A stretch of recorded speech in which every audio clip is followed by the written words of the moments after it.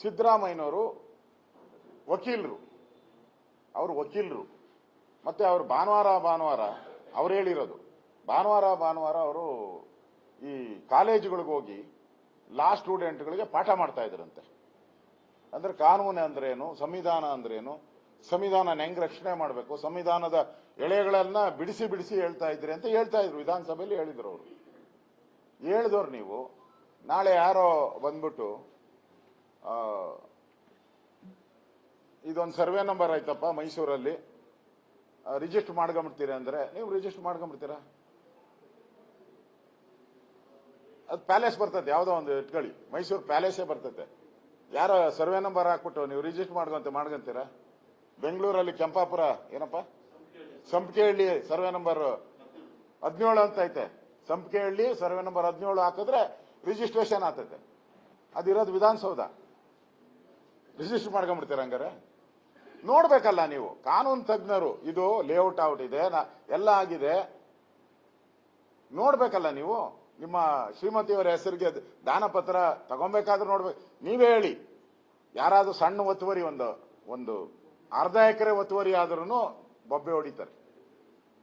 ಇವರು ಹೇಳ್ತಾರೆ 10 ವರ್ಷ ನಾನು ನೋಡ್ಲೇ ಇಲ್ಲ ಅಂತ ಹೇಳಿ. ಒಬ್ಬ ಮುಖ್ಯಮಂತ್ರಿ, ಉಪಮುಖ್ಯ ಯಾರಾನ ಮುಟ್ಟಕ್ ಸಾಧ್ಯನಾ ಈ ಜಮೀನ?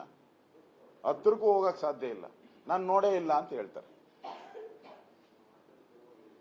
ಇದರಿಂದ ಸ್ಪಷ್ಟವಾಗಿ ಸ್ವಜನ ಪಕ್ಷಪಾತ ಮಾಡಿರುವಂಥದ್ದು, ಕಬಳಿಕೆ ಮಾಡಿರೋದು ಸ್ಪಷ್ಟವಾಗಿ ಇದರಲ್ಲಿ ಕಾಣ್ತಾ ಇದೆ. ಮತ್ತೆ ಇವತ್ತು ಪೂರ್ತಿ ಅವರು ಕೂಡ HD ದೇವೇಗೌಡರಿಗೆ, ಕುಮಾರಸ್ವಾಮಿಯವರಿಗೆ ನಿಮ್ಮ ಜಾತಕ ಜಾಲಾಡ್ತೀನಿ ಅಂತ ಹೇಳಿ ಅವ್ರಿಗೆ ಧಮಕಿ ಹಾಕಿದ್ದಾರೆ. ಅದನ್ನು ನೋಡಿದೆ ನಾನು ಮಾಧ್ಯಮದಲ್ಲಿ. ಇವತ್ತು ತಾವು ಕೂಡ ಹೋಗಿದ್ರಿ ಅಲ್ಲಿ. ಇವತ್ತೆಲ್ಲ ಜಾಲಾಡ್ತೀನಿ ಅಂದವರು ಅವ್ರ ಜೊತೆ ಯಾಕಪ್ಪ 2 ಸರಿ ನೀವು ಅಲಯನ್ಸ್ ಮಾಡ್ಕೊಂಡ್ರಿ? 2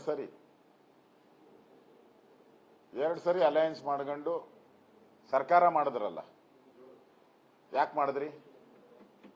ಕುಮಾರಸ್ವಾಮಿ ಅವರು ಹೇಳೋ ರೀತಿ ನಾವೇನೋ ಅವ್ರ ಮನೆ ಬಾಗಿಲಿಗೆ ಹೋಗಿಲ್ಲ, ನಮ್ಮ ಮನೆ ಬಾಗಿಲು ತರ ಭಿಕ್ಷುಕರ ತರ ನಿಂತಿದ್ರು ಅಂತ ಹೇಳಿದ್ರು. ನಮ್ಮ ಪದ್ಮನಾಭ ನಗರದ ದೇವೇಗೌಡರ ಮನೆ ಹತ್ರ ಭಿಕ್ಷುಕರ ರೀತಿ, ಬೆಗ್ಗರ್ಸ್, ಅದೇ ಪದ ಉಪಯೋಗ ಮಾಡಿದ್ದಾರೆ. ನಿಂತಿದ್ರು ನಮ್ಮ ಮನೆ ಹತ್ರ ಬಂದು. ನಾವೇನು ಹೋಗಿರಲ್ಲ ಅವ್ರ ಮನೆ ಹತ್ರ. ಅವಾಗ ಹೋಗಿ ಅವ್ರ ಮನೆ ಹತ್ರ ಬಾಗಿಲಲ್ಲಿ ನಿಂತ್ರಿ, ಈಗ ಅವ್ರ ಮೇಲೆ ಆಪಾದನೆಗಳನ್ನ ಮಾಡ್ತೀರಾ. ಅಂದ್ರೆ ನಿಮ್ದು ಡಬಲ್ ಸ್ಟ್ಯಾಂಡರ್ಡ್ ಅನ್ನೋದಕ್ಕೆ ನಾನು ಹೇಳ್ತಾ ಇದ್ದೀನಿ.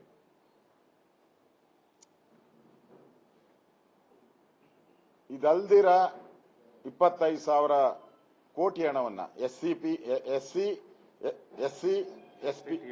TSP ಅಂದ್ರೆ ದಲಿತರ ಒಂದು ಅಭಿವೃದ್ಧಿ, ಕೇರಿಗಳ ಅಭಿವೃದ್ಧಿ ಮಾಡೋ ಹಣವನ್ನು 25,000ನ ನೀವು ಟ್ರಾನ್ಸ್ಫರ್ ಮಾಡಿ ದುರ್ಬಳಕೆ ಮಾಡ್ಕೊಂಡಿದ್ದೀರಾ.